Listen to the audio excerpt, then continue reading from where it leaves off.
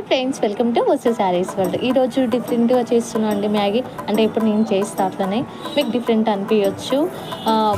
First కడాయి తీసుకొని అందులో oil వేసి వేగిన తర్వాత పచ్చిమిర్చి, ఆనియన్, క్యారెట్ వేసి ఫ్రై అయిన తర్వాత అల్లం వెల్లిగడ్డ పేస్ట్ వేసుకోవాలండి.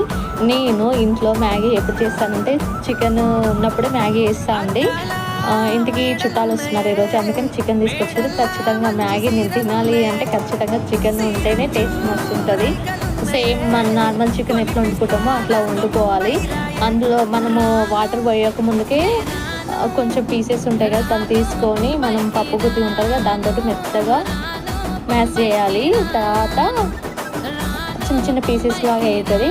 అది మ్యాగీ మొత్తం ఉడికినాక దాని మీద చికెన్ చిన్న చిన్న పీసెస్, ఇంకా కొత్తిమీర, పుదీనా, ఇంకా కొంచెం గరం మసాలా వేసి 2 minutes మూత పెట్టేయాలి. మంచిగా మగ్గిపోద్ది. తర్వాత మ్యాగీ మొత్తం కలిపేసుకోవాలి చికెన్తో పాటు. ఆ మ్యాగీ చికెన్ మొత్తం కలిసిపోతుందండి. టేస్ట్ మాత్రం సూపర్ ఉంటుంది.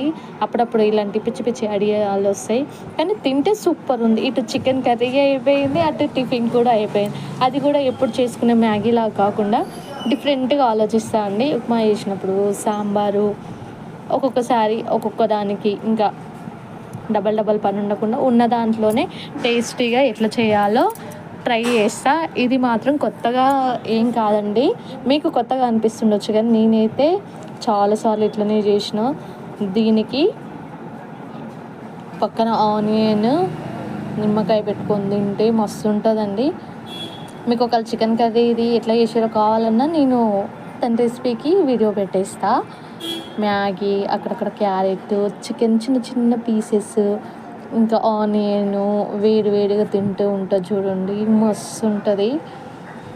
వంట అయిపోయింది, షాప్కి వెళ్దామని రెడీ అవుతున్నా. మా రామగాడికి అయితే నేను ఏది చేసినా నచ్చుతుందండి. వాడు నా ఎమ్మటే ఉంటాడు వంట చేసేంతవరకు. ఎంత ఇష్టంగా తింటుండో చూడండి.